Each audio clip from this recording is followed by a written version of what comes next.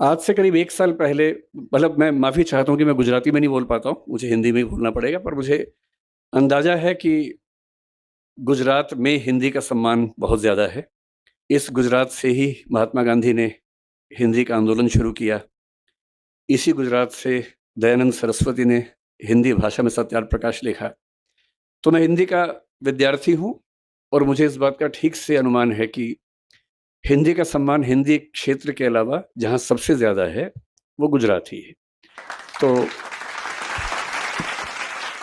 मुझे ईर्ष्या होती है कि आपको गुजराती और हिंदी दोनों आती हैं, मुझे सिर्फ हिंदी आती है। तो ये हीनता की बात है, दुःख की बात है।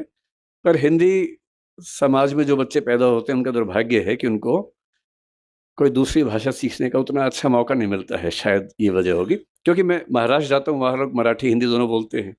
गुजरात में गुजराती और हिंदी बोलते हैं। पर हिंदी क्षेत्र में पैदा होने वाले हिंदी ही बोल पाते हैं, साथ में थोड़ी अंग्रेज़ी। तो इस क्षमा याचना के साथ मैं हिंदी में अपनी बात रखूँगा, क्योंकि गुजराती में मुझे सिर्फ़ केम छो बोलना आता है और वो बोलने का कोई ख़ास विषय है नहीं। आज से करीब 1 साल पहले मेरे पास एक फ़ोन आया। मैं मंच पर तो बोल लेता हूँ, वैसे निजी जीवन में बहुत ही संकोची व्यक्ति हूँ, बहुत ही अंतर्मुखी हूँ और मुझे कोई खींच के बाहर ना लाए तो मैं 1-1 महीना अपने रूम में बैठ के पढ़ता रहता हूँ। मुझे मुझे लगता है कि एकांत में जो सुख है, वो सुख मुझे मिलता नहीं बाहर। तो मैं पार्टियों में जाने वाला व्यक्ति नहीं हूँ। किसी का जन्मदिन, किसी की शादी में मुझे बुलावा है, तो मैं तुरंत सोचता हूँ कि क्या बहाना लगाऊँ कि ना जाना पड़े मुझे। तो मैं ऐसा हूँ, दरअसल हूँ, ये मेरा स्वभाव है। और मेरी टीम को ये पता है कि जब भी कोई इन्विटेशन आए, आमंत्रण आए, तो कैसे मना करना है। उनको पूरी उसकी विधि पता है मना करने की, कि किसी का अपमान भूल के भी ना हो, पूरे सम्मान के साथ, विनम्रता के साथ कैसे मना करना है, तो वो विधि हमने बना रखी है। तो 1 साल पहले एक फ़ोन आया हमारे साथी के पास और उन्होंने मुझे कहा कि गंगाराम अस्पताल के एक बहुत सीनियर डॉक्टर हैं, वो मिलना चाह रहे हैं, डॉक्टर सुरेश सिंघवी। मैं ईमानदारी से बता रहा हूँ कि जैसे ही मुझे पता लगा गंगाराम के वरिष्ठ डॉक्टर हैं, तो मेरे मन में एक लालच का भाव पैदा हुआ। मुझे लगा अब मेरी उम्र 50, अब मैं 51 का हूँ, तब 50 का था। मुझे लगा कुछ साल के बाद ज़रूरत पड़ेगी गंगाराम की मुझे। तो अगर गंगाराम में एक आध सीनियर डॉक्टर से परिचय हो जाएगा, तो ठीक ही रहेगा। जब नौबत आएगी तो सीधे एंट्री मिल जाएगी, एडमिशन सीधे मिल जाएगा। तो मैंने कहा ऐसा है तो मिल लेते हैं। तो मुझे लगा कि मैं जाके मिलूँगा, लेकिन डॉक्टर साहब इतने विनम्र हैं कि वो मिलने आए मुझसे।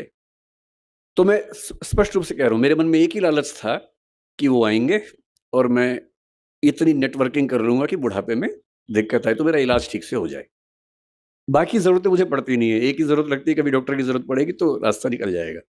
ख़ैर वो आए और जो मैंने सोचा था चीज़ उससे एकदम अलग थी। आधे घंटे की बातचीत में वो प्रसंग खत्म ही हो गया कि मेरी ज़रूरत क्या है। जब उन्होंने बताया इस पूरे कार्यक्रम के बारे में, बताया कि सरदार पटेल जिस आश्रम में सरदार बने थे, उस आश्रम में एक संगोष्ठी होने वाली है, उससे मुरारी बापू रहने वाले हैं।